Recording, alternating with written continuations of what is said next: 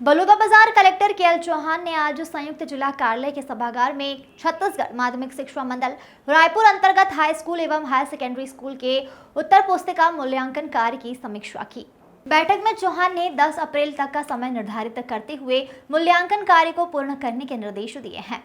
उन्होंने कहा है कि आगे आने वाले दिनों में चुनाव की गतिविधियां और अधिक बढ़ जाएगी, अतः हमें दिए गए समय सीमा के पूर्व ही कार्य को पूर्ण कर लेना चाहिए। इसी के साथ ही उन्होंने गुणवत्ता युक्त मूल्यांकन सुनिश्चित करने के निर्देश संबंधित अधिकारियों को दिए हैं। बैठक में जिला शिक्षा अधिकारी हिमांशु भारती ने बताया कि शिक्षकों का चुनाव संबंधित ट्रेनिंग की वजह से मूल्यांकन कार्य थोड़ी धीमी हुई है, फिर भी समय सीमा के भीतर कार्य को पूर्ण कर लिया जाएगा।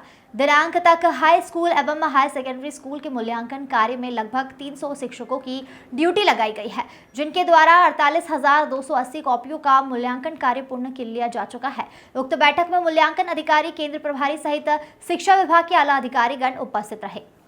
Bureau report.